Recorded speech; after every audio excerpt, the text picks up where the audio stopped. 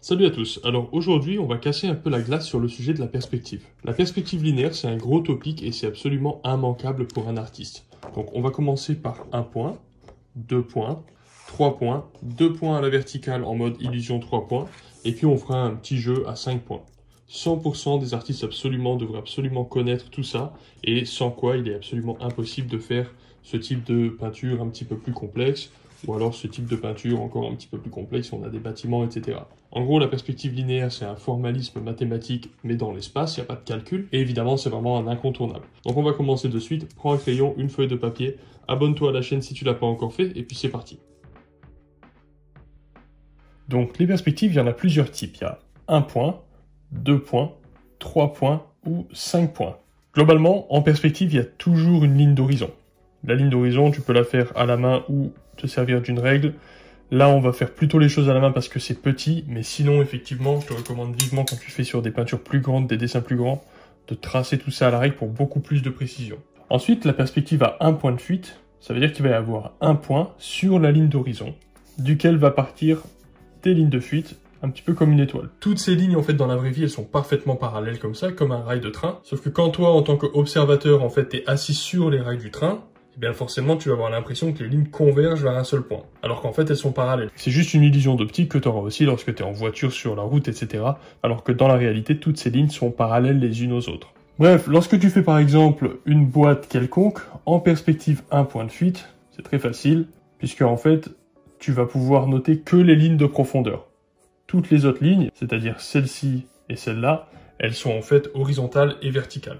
Donc tu peux t'amuser à faire des volumes quelconques, comme par exemple, alors là j'ai fait un volume qui sert absolument à rien, mais comme par exemple justement un chemin de fer, pourquoi pas, avec par exemple un rebord sur le côté pour que les gens puissent monter sur le train, un aplat, et puis pourquoi pas le bâtiment de la gare, qui fait comme ça, et à chaque fois on n'oublie pas de revenir au point de fuite, sinon en fait notre perspective elle va être complètement de traviole. Et ensuite si par exemple sur un volume comme ça tu veux trouver le centre, dans la perspective tu fais une croix, qui part d'un angle à l'autre, hop, et voilà, et là en fait ça, c'est le centre du volume dans la perspective. Et là par exemple tu peux t'amuser à faire une porte, avec des gens qui se baladent, après tu fais bien comme tu as envie. Et il en va de même pour les nuages, quand tu fais un paysage par exemple, avec un sol, comme ça, tu vois, là tu as un point de vue, et ensuite tu fais des nuages, et bien les nuages se comportent aussi comme des volumes en fait.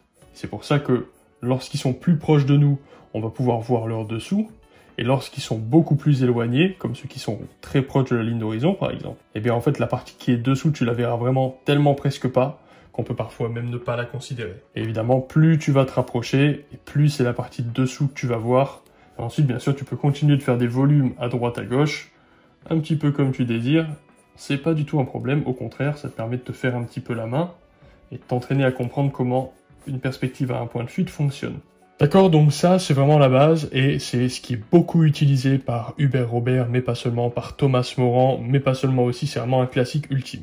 Maintenant, quand on passe à 2 points de fuite, c'est pareil, il y a une ligne d'horizon, avec des lignes de fuite qui vont partir pour le coup de 2 points de fuite, puisque c'est à 2 points, tu vois, c'est écrit dans le titre, c'est ça qui est génial, hop, hop, hop, et voilà. Maintenant, à partir de là, en fait, la même chose est réelle, si par exemple on faisait de nouveau cette espèce de gare avec le chemin de fer, par exemple le chemin de fer viendrait comme ceci, avec les morceaux de bois qui sont posés sur le chemin de fer qui eux suivent en fait l'autre point de fuite qui est là-bas. Et ensuite petit à petit tu peux construire tes volumes. L'idée c'est que toutes les lignes vont suivre ces points de fuite, sauf les verticales. Si je place mon bâtiment ici, et là à partir de là tu peux t'amuser à construire ton bâtiment dans la perspective, et après tu peux t'amuser à faire tes volumes à différents endroits de ta perspective, et comme tu peux observer, plus on est loin et plus on est proche comme ça de la ligne d'horizon, comme ici, plus on va avoir une perspective conservatrice, ça veut dire que tout va être pas mal aplati, et plus on s'approche, comme ça par exemple, et plus on va avoir des angles qui vont être extrêmes, à un point où on va avoir une distorsion. La distorsion en perspective, c'est un moment où en fait un cube au sol, par exemple cette zone-là, sera plus un cube du tout. Par exemple, si je vais comme ça et comme ça, je vais tellement bas que tu peux voir en fait que la forme commence à prendre un angle qui devient irréaliste, ça devient n'importe quoi. Ça se contrôle avec quelque chose qui s'appelle le cône de vision, qui est un petit peu compliqué, mais globalement, quand toi, tu vas faire une peinture, tu vas choisir, est-ce que j'ai envie que ma peinture, elle soit comme ça, ou Ou est-ce que j'ai envie qu'elle soit comme ça, par exemple? Mais dans un contexte 3D, ça veut dire 2 points de fuite et des éléments, la vie en quelque sorte. Toi, tes yeux en tant qu'être humain ne voient pas les 2 points de fuite, ils sont plutôt concentrés dans un cercle comme ça au centre. Donc là, ce que je montre, c'est comment la 3D ça fonctionne et donner quelques exercices pour se faire un petit peu la main avec le contexte. Mais toi ensuite, quand tu vas faire une peinture ou une observation de la vie, etc., évidemment la vie elle n'est pas autant en perspective que ça. Là on s'amuse avec le concept mathématique et ensuite on se l'approprie pour faire quelque chose de réaliste, donc avec souvent une perspective un peu plus conservatrice que ça. Donc tu peux t'amuser à faire autant de volume que tu as envie jusqu'à ce que ça devienne vraiment un réflexe pour toi. Ce qui compte c'est d'en faire assez pour en fait bien comprendre où tes lignes doivent partir et que ce soit quelque chose qui devienne naturel. Si tu veux trouver le milieu d'un volume dans la perspective, tu fais une croix, et là ça te donne son milieu dans la perspective. Donc à partir de là, tu peux faire ce que tu veux, une porte, aucune importance, c'est toi qui décides. Si par exemple maintenant tu veux faire de nouveau une autre fenêtre au milieu ici, ben, tu peux faire de nouveau une croix là, hop, et là ça te donne le milieu. Et là pareil, tu peux faire une croix ici, une croix là, et là de nouveau ça te donne le milieu. Bon, donc ça c'était 1 point et 2 points. Maintenant on va voir 3 et 5 points. Un truc qu'il faut comprendre en perspective, c'est que le nombre de points de fuite que tu vas choisir ne dépend pas de la nature de l'objet, mais de ton positionnement par rapport à celui-ci. Je te donne un exemple avec le Rubik's Cube. Admettons, on est en 1 point de fuite là. Donc tu vois bien que cette ligne-là et cette ligne-là convergent éventuellement vers un point qui est probablement situé vers là, mais qui est à l'infini. Ça, c'est absolument horizontal. Ça, c'est absolument vertical. Un point de fuite traditionnel sur un Rubik's Cube. Maintenant, quand on le met comme ça, on est à 2 points de fuite. Cette ligne et cette ligne convergent à un seul point. Cette ligne et cette ligne aussi convergent, et cette ligne et cette ligne sont à la verticale. Pas exactement, parce que je tiens pas mon Rubik's Cube exactement parfaitement, mais théoriquement c'est comme ça. Ensuite, 3 points de fuite, c'est quand tu regardes quelque chose d'en haut. Donc ça, c'est mon personnage, c'est la tête de mon bonhomme, et bien si je regarde comme ça, dans cette direction, ou dans cette direction, et ce qui va se passer, c'est qu'il va se passer ça. Et donc du coup, forcément, en plus d'avoir ces lignes qui convergent et ces lignes-là qui convergent à un seul point de fuite, on va aussi avoir celle-là, celle-là et celle-là. Et tu peux voir que quand je fais ça, quand je le redresse, que je regarde quelque chose bien de face, genre là, tu es vraiment en train de regarder un truc de face, eh bien, c'est pas choquant, c'est tout ça, c'est bien normal. Et dès que je penche, t'as vu mes lignes, elles commencent à partir en live complet, et elles convergent elles-mêmes vers un seul point. Et plus je penche, plus ça va être vers un seul point. Ceci étant dit, tu vas de nouveau avoir besoin de faire une ligne d'horizon, ça change pas. Et de nouveau, on va faire des lignes qui partent un peu partout. Et du coup, là, en fait, c'est en 2 points de fuite, sauf que vu qu'on n'a pas envie que nos verticales soient toutes parallèles, on va les faire converger à un autre point. On va faire une ligne, et ensuite on va faire converger des points, comme ça, comme ça. Le but là, c'est que pour le coup, on est comme un éventail un petit peu. Donc ça veut dire que nous, notre observateur, en fait, il est tranquillement là, et en fait, il regarde vers le bas. Ça veut pas dire que la ligne d'horizon se met vers le bas, la ligne d'horizon, elle change pas, elle est toujours ici. Mais par contre, toi, tu regardes en bas. Donc, tu vas avoir toujours, par exemple, tes formes de base qui convergent vers les 2 points de fuite qui sont là-bas. Ça change pas. Par contre, maintenant, les lignes qui descendent vers le bas, elles aussi, elles convergent. Et ça va donner l'impression qu'on regarde vraiment un truc du dessus. Ensuite, tu peux t'amuser, comme d'hab, à faire plusieurs volumes comme ça. Juste histoire de faire en sorte de commencer à choper un peu le système. Et à partir de là, tu peux faire absolument tout ce que tu as envie. Si toi, ton délire, c'est de faire un vaisseau spatial, dans la perspective en 3D, une voiture, un pont romain ou quoi que ce soit, on s'en cire en masse. C'est vraiment toi qui décides ce que tu veux faire. On va faire maintenant exactement en 3 points, mais on va faire l'opposé en 3 points. Ça veut dire qu'on va regarder d'en bas quelque chose qui est pas forcément grand par ailleurs, mais en tout cas un objet comme ça, admettons, et nous on regarde la chose par le bas. Un peu comme quand on regarde en dessous des immeubles. On est en train de marcher dans la rue et on voit tous ces immeubles. Donc le principe est le même, tu fais tes 2 points de fuite avec tes lignes de fuite qui partent, et ensuite le 3e point de fuite qui lui est en haut ou en bas, pour le coup va être en haut, et je vais le faire relativement proche pour accentuer un petit peu l'effet. Donc là ce que je fais en fait c'est que je mets un trait central, ensuite je place une ligne arbitraire, c'est moi qui décide l'intensité de ma perspective, ensuite je trouve un point au milieu, puis un point au milieu là, et hop, proportionnellement je vais avoir une ligne de fuite qui se ressent correctement. Et de même, je vais par exemple diviser ici en 2, puis en 2, et voilà, comme ça, tac, puis en 2, hop. Et en fait, du coup, tu fais une division proportionnelle à chaque fois, donc c'est comme ça que tu fais en fait une grille de perspective qui se ressent bien, même quand tes points de fuite sont complètement à l'extérieur de ta toile. Alors c'est sûr qu'il y a des méthodes plus efficaces que je pourrais montrer une autre fois, et plus précises surtout, mais là, on s'en cire, c'est pour le concept. Donc maintenant, eh bien, c'est la même chose si tu veux. Admettons que ça, ce soit la ligne du trottoir. Pourquoi pas, parce que c'est un classique hein, de faire la ville comme ça, en perspective, ça rend bien. Et là, du coup, nos bâtiments, eux, convergent vers un point de fuite qui est vers le haut, et qui va leur donner une sensation de grandeur. Là, de nouveau, on voit une belle distorsion, ça veut dire qu'on commence à sortir trop du champ de la réalité, et on va toucher les limites mathématiques du système, en fait. Je note qu'il est possible de faire un effet 3 points de perspective avec 2 points, sauf que là, ça serait un petit peu différent, parce qu'on aurait en fait la ligne d'horizon ici, comme d'hab, hein, ça change pas, et puis on aurait un point central, puisqu'en fait, du coup, c'est en un point, et ensuite, tu auras un point en dessous, qui vient irradier comme ça. Donc en fait, c'est 2 points, à la différence que au lieu d'être 2 points sur la ligne d'horizon, c'est 2 points qui sont verticales comme ça. Et du coup, tu vas avoir des lignes qui convergent là, des lignes horizontales, et puis des lignes qui vont vers le point de fuite central.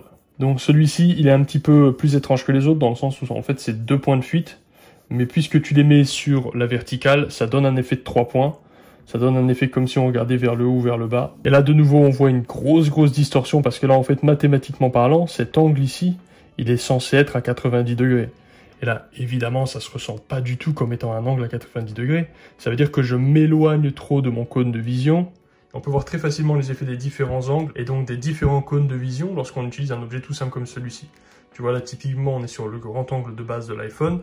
Si je fais en x2, je vais avoir une perspective beaucoup plus conservatrice, même quand je me rapproche, tu vois, toutes les lignes sont quasiment parallèles, on a un peu de perspective, mais pas beaucoup. Et si je vais en ultra grand angle, alors là, par contre, on a une perspective, ça part complètement en sucette, et quand je me rapproche des coins, on a cette fameuse distorsion dont je parlais. Si l'angle était encore plus grand, la flèche qui est juste ici partirait encore plus en vrille, et c'est pour ça qu'on a ce type de résultat, en fait.